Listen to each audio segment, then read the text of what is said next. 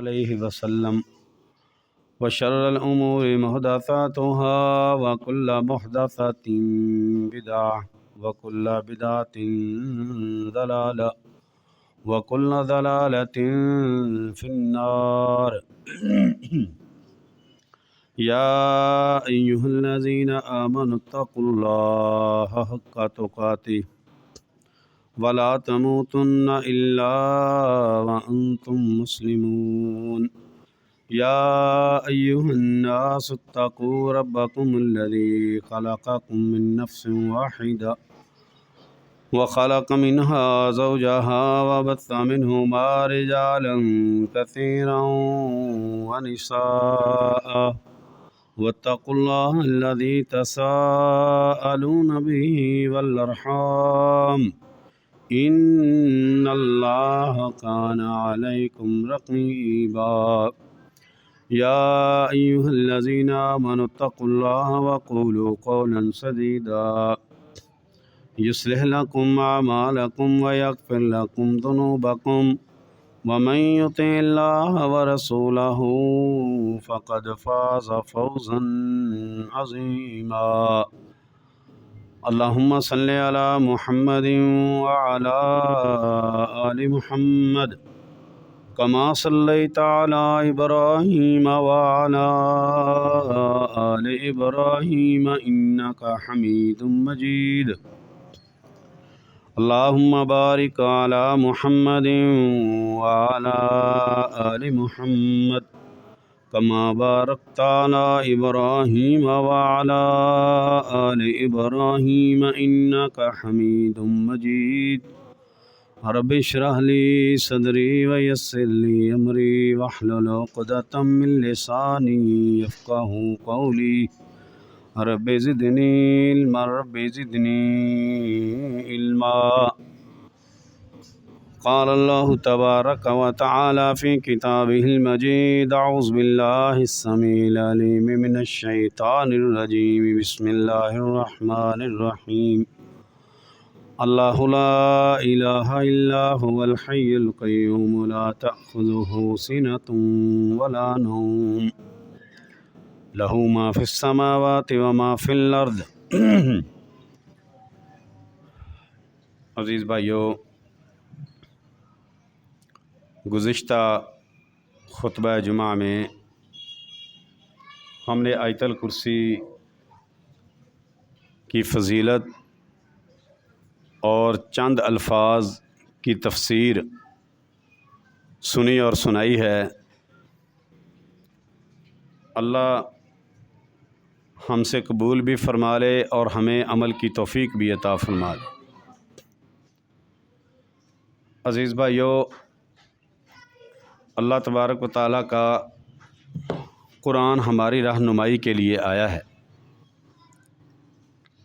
آج ہم جو معاشرے میں انتہا درجے کی جہالت، انتہا درجے کا شرک اور انتہا درجے کی بدعات اور خرافات کا جو معائنہ کر رہے ہیں، اس کے پیچھے سب سے بڑی وجہ قرآن کی تعلیم سے دوری ہے۔ قرآن کی تعلیم معاشرے میں نہ ہونے کے برابر ہے، نہ ہونے کے برابر۔ ہماری مسجدوں کا معائنہ کر لیں، ہمارے گھروں کا محاسبہ کیا جائے تو پورے کے پورے محلے، پورے کے پورے شہر جہالت سے بھرے پڑے ہیں۔ گھروں میں افراد کی تعداد بہت زیادہ ہے، لیکن قرآن کا ترجمہ گھر میں کسی فرد کو نہیں آتا الا ماشاء اللہ، جس کی وجہ سے جس کے جو جی میں آ رہا ہے نا وہ کر رہا ہے، شرک کر رہا ہے، بدعات کر رہا ہے، اللہ تبارک و تعالیٰ سے دوری اختیار کی جا رہی ہے۔ سب سے بڑی وجہ اس کی یہ ہے کہ جہالت بہت زیادہ ہے۔ میں نے پچھلے جمعے میں آپ کو اللہ کی ذات کا کچھ تعارف کروایا تھا کہ اللہ رب العالمین کی ذات کا تعارف ہی نہیں ہے بھائی صحیح طرح، ہمیں اللہ رب العالمین کی پہچان ہی نہیں ہے، اور بلکہ ایک جگہ پر تو اللہ نے یہی فرما دیا وما قدر اللہ حق قدرہ، کچھ ایسے ظالم ہیں کہ وہ اللہ کی قدر کو پہچان ہی نہیں سکے جس طرح اللہ کی قدر ہے، اللہ کی قدر کرتے ہی نہیں ہے جس طرح اللہ کی قدر کرنے کا حق ہے۔ گھر کے بڑے سربراہ کی گھر میں عزت نہ ہو، اس کی قدر نہ ہو، گھر کا سربراہ ہو، گھر کا بڑا ہو، گھر کے چھوٹے، گھر کے ہر فرد اس کی بے عزتی کریں اور اس کا حق ادا نہ کریں، اللہ کی قسم وہ گھر میں نہیں رہے گا۔ اللہ اپنی ذات کے بارے میں خود جب یہ فرما رہا ہے وما قدر اللہ حق قدرہ، کہ اللہ کی انہوں نے قدر کی نہیں ہے جس طرح اللہ کی قدر کرنے کا حق ہے۔ آیت الکرسی ساری اللہ کا تعارف ہے۔ ہم نے پڑھا تھا اللہ لا الہ الا ہوا، کہ اللہ وہ ہے جس کے سوا کوئی عبادت کے لائق ہی نہیں ہے، کوئی معبود نہیں ہے۔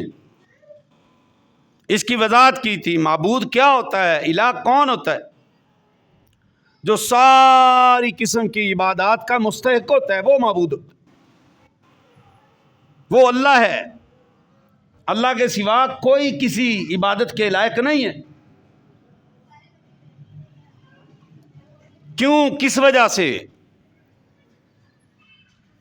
کیونکہ جو صفات اس کی ہیں وہ کسی اور کی نہیں ہو سکتی۔ لا الہ الا ہوا، کیا اس کی صفات ہیں، وہ کیوں ساری عبادتوں کا حقدار کیوں ہے، کس وجہ سے، آخر کیا اس کے اندر ایسی بڑی بات ہے، کون سی ایسی بڑی صفات ہیں؟ اللہ فرماتے ہیں الحی، اللہ کہتا ہے الحی، وہ ہمیشہ زندہ ہے، ہمیشہ سے ہے اور ہمیشہ رہے گا، نہ اس کی کوئی ابتدا ہے نہ اس کی کوئی انتہا ہے۔ اللہ رب العالمین ہی، اور اللہ کی ذات کے علاوہ یہ صفت کسی اور کی نہیں ہو سکتی۔ الحی، ہمیشہ زندہ، حیٌ کا معنی زندہ ہوتا ہے، الحی کا مطلب ہوتا ہے جو ہمیشہ سے زندہ اور ہمیشہ زندہ رہے۔ اللہ کے نبی صلی اللہ علیہ وسلم کی حدیث ہے، پیارے نبی علیہ الصلوۃ والسلام نے فرمایا کہ ایک ہی وہ ذات ہے جو ہمیشہ سے ہے اور ہمیشہ رہے گی۔ اللہ کے نبی صلی اللہ علیہ وسلم، اگر یہ صفت اللہ کے علاوہ کسی اور کے اندر ہوتی، کسی اور کے لائق ہوتی، یہ اللہ کسی اور کو عطا کر بھی دیتا۔ اللہ قادر ہے، اللہ قدرت رکھنے والا ہے، اللہ کے پاس سارے اختیارات ہیں، تو یہ صفت اللہ اپنے نبی کو دیتے، آخری محمد رسول اللہ صلی اللہ علیہ وسلم کو، کیونکہ آدم علیہ الصلوۃ والسلام سے لے کے محمد رسول اللہ صلی اللہ علیہ وسلم تک سارے نبیوں میں سے سب سے اعلیٰ اور عرفہ، اللہ رب العالمین کو سب سے زیادہ محبوب محمد رسول اللہ صلی اللہ علیہ وسلم، لیکن یہ صفت اللہ نے ان کو بھی عطا نہیں کی۔ الحی صرف اللہ ہے۔ 12 ربیع الاول کا دن ایک تاریخی دن ہے، آپ تاریخ کی کتابیں اٹھا لیں، آپ حدیث کی کتابیں اٹھا لیں، 12 ربیع الاول مدینہ المنورہ میں قہرام مچا ہوا تھا۔ کیا وجہ تھی؟ کیا بڑا سانحہ ہوا تھا؟ کیا واقعہ ہوا تھا؟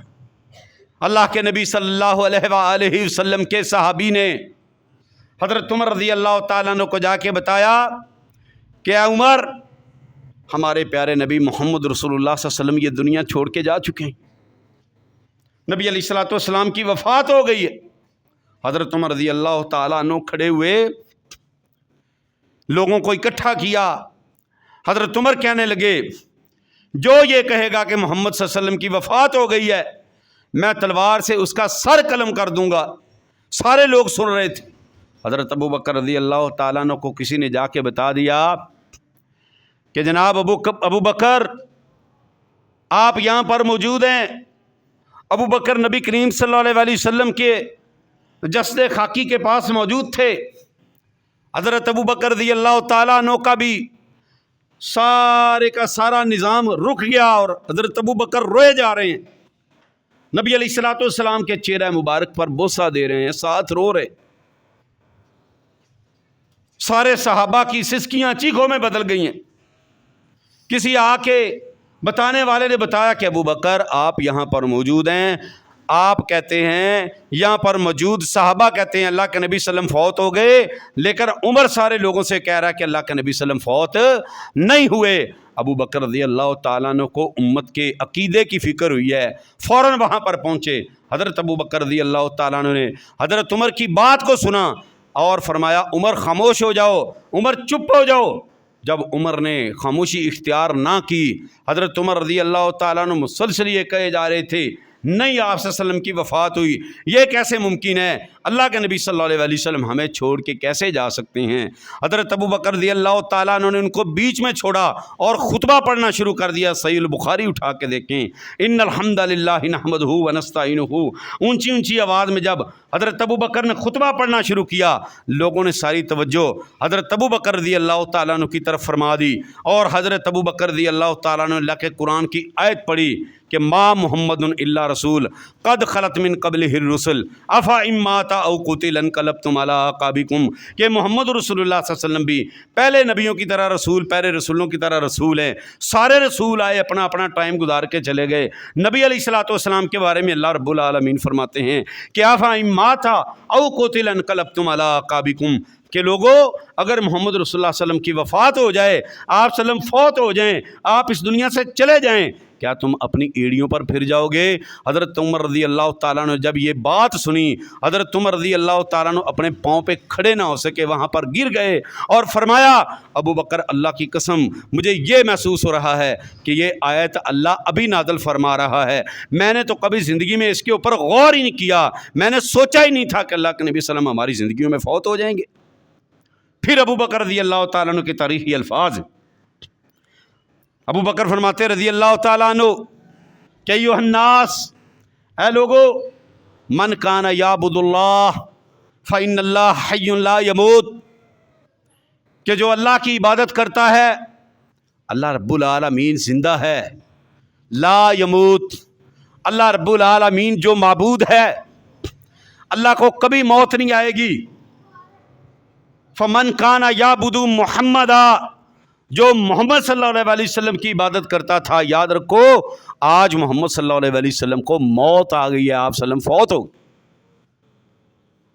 الحی صرف اللہ رب العالمین کی ذات ہے۔ آج بڑے بڑے مناظرے صرف اسی بات پر کیے جا رہے ہیں کہ نبی زندہ ہے یا فوت ہو گئے، اور جناب فرقے بن گئے، کوئی حیاتی ہے کوئی مماتی ہے، کوئی اپنے آپ کو مماتی کہتا ہے کوئی حیاتی کہتا ہے، کہ میں نبی پاک صلی اللہ علیہ وسلم کی زندہ ہونے کا میں دعویٰ کرتا ہوں کہ آپ صلی اللہ علیہ وسلم کی وفات نہیں ہوئی، آپ صلی اللہ علیہ وسلم زندہ ہیں۔ اللہ کی قسم، اللہ رب العالمین کا قرآن آپ پڑھ کے دیکھیں، اللہ نے جو قرآن کے اندر فرمایا ہے وَيَبْقَى وَجْهُ رَبِّكَ ذُو الْجَلَالِ وَالْإِكْرَامِ، اللہ نے سورۃ الرحمن کے اندر فرمایا ہے کل من علیہا فان، جو بھی اس دنیا کے اندر آیا ہے وہ فنا ہو جائے گا، ختم ہو جائے گا، اس نے دنیا چھوڑ کے چلے جانا ہے۔ کل نفس ذائقۃ الموت، جو بھی زیرو چیز ہے اس کو موت کا ذائقہ چکھنا ہے، ہر کسی کو موت آنی ہے۔ ایک اللہ ہے حی لا یموت، ایک اللہ رب العالمین ہے جو زندہ ہے اور ہمیشہ زندہ رہے گا، اللہ کو کبھی موت نہیں آئے۔ القیوم، اللہ قائم رہنے والا ہے، اللہ دائم رہنے والا ہے، اللہ قائم رکھنے والا ہے، خود بھی قائم ہے، قائم رکھنے کی طاقت بھی اس کے اندر ہے۔ اللہ رب العالمین کے علاوہ کوئی قیامت تک کوئی ہمیشہ قائم رہ سکتا نہیں رہ سکتا۔ لا تأخذہ سنۃ ولا نوم، اللہ رب العالمین عبادتوں کے لائق اس وجہ سے ہے، لا تأخذہ سنۃ ولا نوم۔ اللہ رب العالمین کی صفات میں یہ صفت ہے کہ نہ اللہ کو اونگ آتی ہے اور نہ اللہ کو نیند آتی، اللہ کو نیند نہیں آتی، اللہ کو اونگ نہیں آتی۔ اونگ کیا ہے؟ جو نیند سے پہلے، جس کو ہم کہتے ہیں جھوٹے آ رہے ہیں، ہاں جی، نیند سے پہلے ہماری آنکھیں بند ہوتی ہیں، نیند سے پہلے جو ہماری سونے کی تیاری ہوتی ہے اس کو اونگ کہتے ہیں۔ اللہ رب العالمین نے فرمایا لا تأخذہ سنۃ ولا نوم، وہ رب اس لیے عبادتوں کے لائق ہے، نہ اس کو اونگ آئے اور نہ اس کو نیند آئے۔ نبی علیہ الصلوۃ والسلام اللہ تبارک و تعالیٰ کے بعد بڑی بزرگی والے ہیں، بڑی شان و شوکت والے ہیں۔ میں اللہ کے نبی صلی اللہ علیہ وسلم کی مثالیں اس لیے آپ کے سامنے پیش کر رہا ہوں کہ اگر یہ صفات کسی کے اندر اور ہوتی تو وہ محمد رسول اللہ صلی اللہ علیہ وسلم اس بات کے لائق تھے، لیکن اللہ نے یہ فرمایا لا تأخذہ، واحد کا صیغہ ہے کہ ایک اللہ رب العالمین کی ذات ہے کہ جس کو نہ اونگ آتی ہے نہ نیند آتی ہے، اس کے علاوہ تمام جو اللہ رب العالمین نے مخلوقات پیدا کی ہیں سب کو نیند بھی آتی ہے، اونگ بھی آتی ہے۔ اللہ رب العالمین کے فرشتوں کے اندر سے اللہ نے یہ صفات اٹھائی ہوئی ہیں۔ اللہ کے فرشتوں کا کام اللہ کی عبادت کرنا ہے، اللہ رب العالمین کے احکامات کو ماننا ہے۔ نبی علیہ الصلوۃ والسلام کے صحابی بلال رضی اللہ تعالیٰ عنہ فرماتے ہیں ہم اللہ کے نبی صلی اللہ علیہ وسلم کے ساتھ جہاد کے راستے پر گئے، جب واپسی کا راستہ ہوا ایک جگہ پر نبی پاک صلی اللہ علیہ وسلم نے ہمیں فرمایا یہاں پر آرام کرنے کے لیے، سستانے کے لیے ٹھہر جاؤ۔ اب بلال فرماتے ہیں کہ جناب صحابہ کرام نے اپنی سواریاں بٹھا دیں، نبی پاک صلی اللہ علیہ وسلم نے بھی اپنی سواری کو بٹھا دیا۔ ایک جناب بڑی کھلی جگہ تھی، وہاں پر نبی پاک صلی اللہ علیہ وسلم نے صحابہ کی تھکاوٹ کو محسوس کیا۔ نبی علیہ الصلوۃ والسلام نے فرمایا میرے صحابہ آؤ یہاں پر جمع ہو جاؤ، سارے لوگوں کو جمع کیا۔ پیارے نبی صلی اللہ علیہ وسلم نے فرمایا اللہ تبارک و تعالیٰ نے ہمیں آرام کرنے کے لیے رات بنائی ہے، میں چاہتا ہوں کہ تھوڑی دیر کے لیے آرام کر لے، سو لیں۔ سارے صحابہ تھکے ہوئے تھے، سارے صحابہ کے چہروں پہ چمک دمک اٹھی اور جناب خوشی کی لہر تھی۔ نبی پاک صلی اللہ علیہ وسلم نے فرمایا سو تو جاتے ہیں لیکن میں یکلاؤنا، میرے صحابہ ہمیں جگائے گا کون فجر کے لیے؟ کون کہہ رہے ہیں؟ اللہ کے نبی صلی اللہ علیہ وسلم نے فرمایا، ابو داؤد کی حدیث ہے، فرمایا کون جگائے گا؟ نماز کے لیے کون اٹھائے گا؟ بلال کہتے ہیں میں نے سب سے پہلے ہاتھ کھڑا کیا، میں نے کہا اللہ کے نبی صلی اللہ علیہ وسلم آپ بھی آرام فرمائیں، میں بھی آرام کرتا ہوں، صحابہ کو سونے کی اجازت دے دیں، آپ بھی آرام سے نیند پوری کریں۔ میں بلال یہ قربانی دیتا ہوں، میں آپ کو اور سارے صحابہ کو نماز فجر کے لیے بیدار کروں گا، میں نماز کے لیے آپ کو اٹھاؤں گا، میں اذان کے وقت انشاءاللہ اٹھ جاؤں گا۔ حضرت بلال فرماتے ہیں نبی پاک صلی اللہ علیہ وسلم بھی سو گئے، میں بھی سو گیا، سارے صحابہ سو گئے۔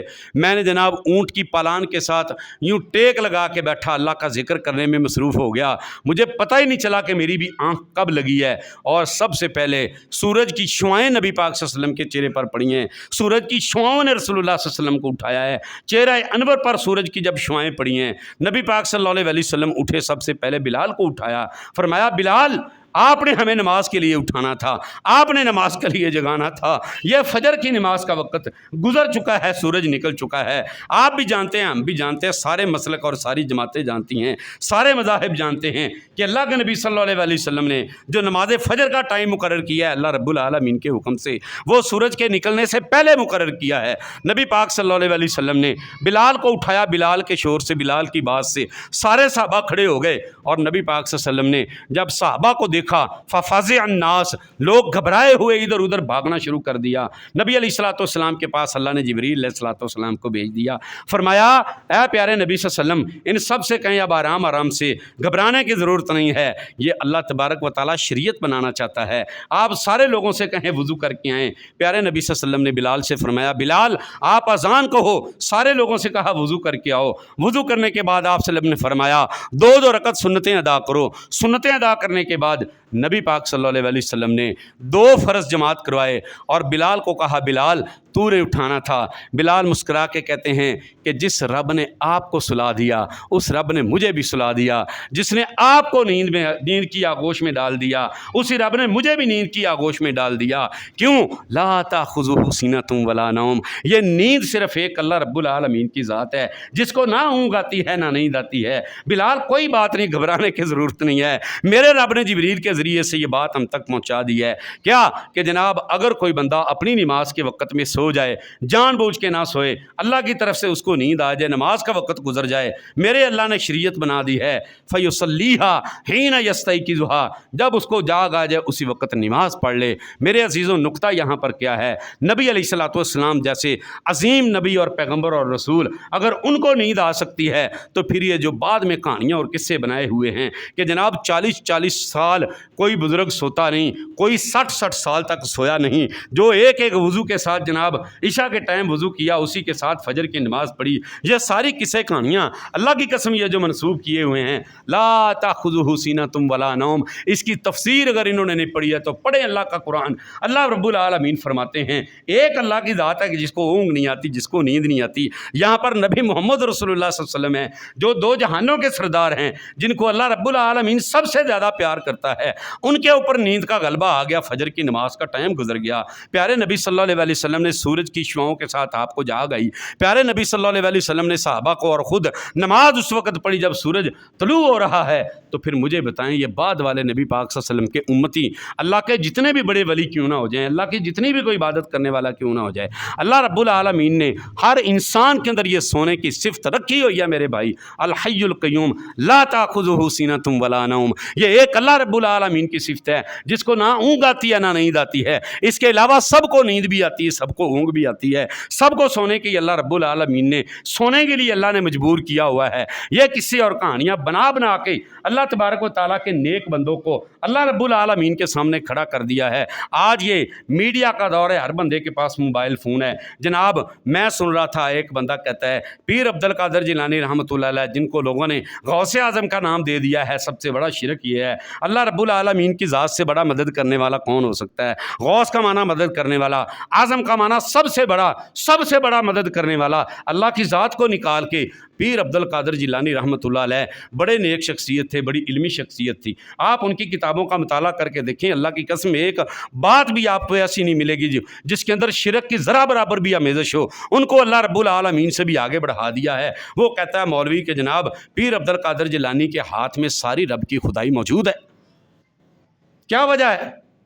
قرآن سے دوری ہے، قرآن کی تعلیمات سے دوری ہے، لا تأخذہ سینۃ ولا نوم کی۔ اگر انہوں نے تفسیر پڑھی ہوتی، اللہ کی قسم اللہ رب العالمین کے بندوں کو اللہ رب العالمین کا شریک نہ ٹھہراتے، اور پتہ نہیں کیا کیا کہانیاں بنائی ہوئی ہیں۔ اللہ فرماتے ہیں میری صفات کو پڑھ کے دیکھو، میری ذات کو پہچانو، وما قدر اللہ حق قدرہ، او اللہ کے بندو اللہ کی قدر کو پہچاننے کے لیے اللہ کا قرآن پڑھنا پڑے گا۔ لا تأخذہ سینۃ ولا نوم، اللہ کہتے ہیں نہ اس کو اونگ آتی ہے نہ اس کو نیند آتی ہے، ایک اللہ رب العالمین کی ذات ہے۔ لہو ما فی السماوات وما فی الارض، لہو ما فی السماوات وما فی الارض۔ آپ نے جو یہ 2 کلومیٹر پہ اللہ کے بندوں کو تقسیم کر دیا ہے، ہر 2 کلومیٹر پہ آپ نے اپنا الہ بنایا ہے اور اللہ رب العالمین کے برابر ان کو شریک بنا دیا ہے۔ اللہ کہتا ہے لہو ما فی السماوات وما فی الارض، جو آسمانوں کے اندر ہے، جو کچھ زمین کے اندر ہے، زمین کا ذرہ ذرہ اللہ رب العالمین کا، اللہ کی ملکیت ہے۔ اللہ رب العالمین کے علاوہ اللہ نے کسی کو مالک نہیں بنایا، اللہ رب العالمین کے پاس سارے اختیارات اللہ کے پاس ہیں۔ لہو ما فی السماوات وما فی الارض، اللہ کے علاوہ نہ اللہ نے کسی کو اپنا اختیار دیا ہے، نہ اللہ نے کسی کو مالک بنایا ہے۔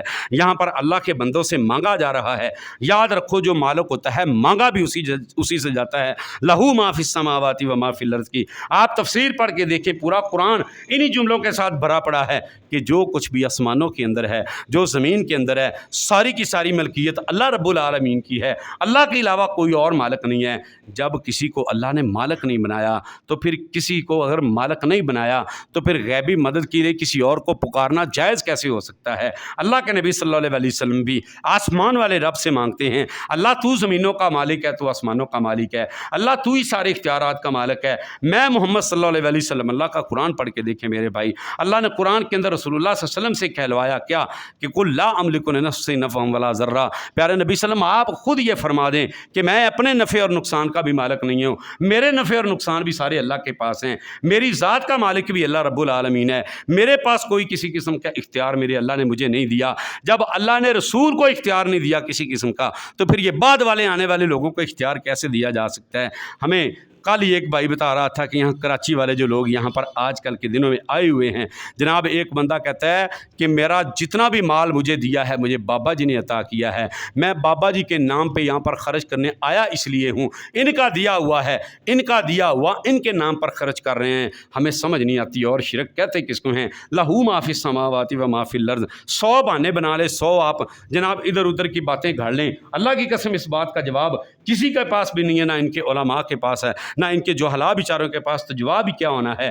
اللہ رب العالمین کے پاس ساری طاقتیں ساری قوتیں ہیں، جنت اور جہنم کا مالک اللہ ہے، جنت اور جہنم کے اختیارات اللہ رب العالمین کے پاس ہیں۔ اگر نبی کریم صلی اللہ علیہ وسلم کے پاس اختیارات ہوتے، اللہ کی قسم دنیا کے اندر وہ ٹکڑا جس کو ریاض الجنہ کہا جاتا ہے، آپ بھائیوں میں سے کوئی گیا ہوں گے مسجد نبوی کے اندر، وہاں پر وہ جگہ خاص ہے ریاض الجنہ، پیارے نبی صلی اللہ علیہ وسلم نے فرمایا ان بین بیتی و روضتی و ممبری روضۃ من ریاض الجنہ، کہ میرے گھر سے لے کے میرے ممبر تک کا جو درمیانی راستہ ہے، میرے رب نے اس کو جنت کا ایک باغ بنا دیا ہے۔ اللہ کی قسم اگر دروازہ لگنا ہوتا، جنت کا دروازہ لگنا ہوتا، وہ جگہ مستحق تھی، حقدار تھی، وہاں پر دروازہ لگتا، لیکن آپ سب جانتے ہیں کہ وہاں پر کوئی دروازہ نہیں ہے، وہاں پر اجازت ہے، اوپن اجازت ہے، پڑھو یہاں پر 2 رکھتے، اور یاد رکھو کہ کوئی بھی وہاں پر جا کر یہ نہیں کہتا کہ اللہ کے نبی صلی اللہ علیہ وسلم ہمیں عطا کر دیں، پیارے نبی صلی اللہ علیہ وسلم عطا کر دیں، جن کا عقیدہ یہ ہے کہ مجھے تو مدینے والے نے بلایا ہے، وہ مکے والے کا نام نہیں لیتا، مدینے والے نے مجھ کو بلایا ہے، میرے بھائی لہو ما فی السماوات و ما فی الارض، مالک رب ہے تو مانگا بھی اس سے جائے گا۔ اللہ سے دعا ہے اللہ عمل کی توفیق عطا فرمائے۔ بجلی نہ ہونے کی وجہ سے یہاں پر اکتفا کرتے ہیں، اللہ ہم سب کو عمل کی توفیق عطا فرمائے، اللہ آپ سب کا میرا یہاں پر آنا قبول فرمائے۔ آخر دعوانا ان الحمدللہ رب العالمین۔